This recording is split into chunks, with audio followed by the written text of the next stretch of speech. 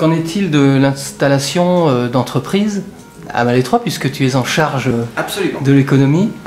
Alors, ce que je dirais, c'est que ça a commencé sur les chapeaux de roue avec la création de la nurserie numérique, qui a vu l'arrivée de 6 puis 10 porteurs de projets qui se sont développés de manière différente, c'est-à-dire que certaines ont dû s'arrêter, d'autres ont quitté la ville, d'autres ont été vendues, mais il se trouve que c'est quand même un outil extrêmement performant de création d'entités technologiques qui tentent à rester malgré tout sur le territoire, et on a quelques très très beaux exemples à Malétroit pour cela, et donc on est très content d'avoir permis que des entreprises technologiques s'installent sur le territoire de la commune et ou au niveau de la communauté de communes pour certaines. Donc pour nous, de ce point de vue là, c'est un succès, et donc c'est une démarche qui a montré aussi un côté plus moderne, plus dynamique, qui n'a pas peur d'affronter la technologie, et donc voilà, donc c'était très bien pour l'image. Mais je dirais que ce n'a pas été encore suffisant pour permettre de l'installation ou d'attirer ce qu'on essayait d'attirer à Malétroit, c'est-à-dire des entreprises de taille intermédiaire, des ETI. Parce que probablement en 2014-2015, en fait, on avait déjà beaucoup de travail à faire dans beaucoup d'autres domaines, et notamment de regarnir en fait les rues de Malétroit avec des commerces de proximité qui manquaient,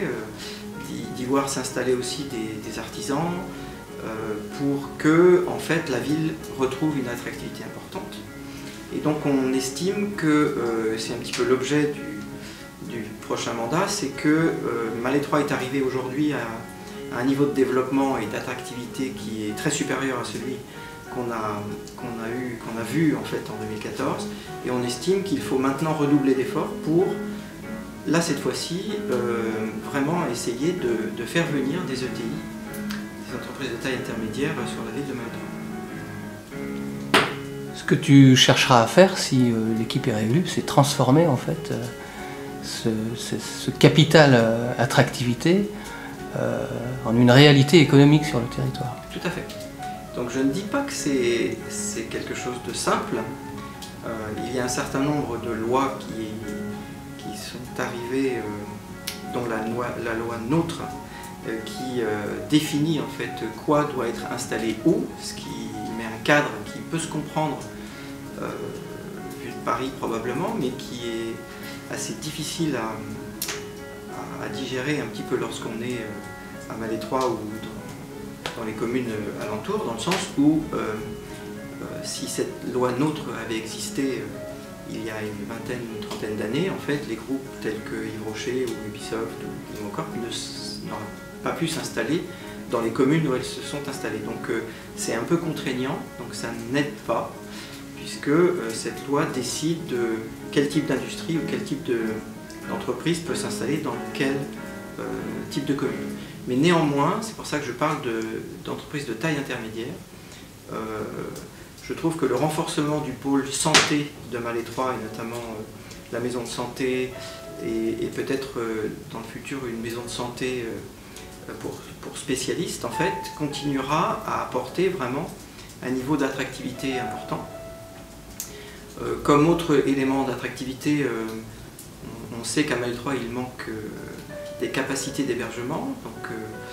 je pense que si on pouvait faire en sorte qu'un hôtel important s'installait sur la commune, on apporterait encore un beau niveau d'attractivité. Mais en fait c'est un petit peu le travail qui a été réalisé depuis 6 ans et celui qu'on pense engager, qui combiné en fait à là où on est déjà, devrait nous permettre d'attirer le Graal, c'est-à-dire vraiment quelques ETI à Malétroit, afin que Malétroit retrouve une croissance économique et donc aussi de sa population, de ses écoles, voilà, de manière encore plus rapide. Je dirais que ça se passe plutôt très bien, parce que les installations très conséquentes de commerce et d'artisans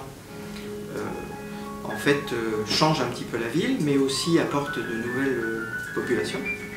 Néanmoins, voilà, ce qu'on voit, c'est que du point de vue de l'arrivée d'entreprises, on n'a pas eu le succès espéré ou escompté, et donc on va redoubler d'efforts pour que ça se fasse sur ce mandat.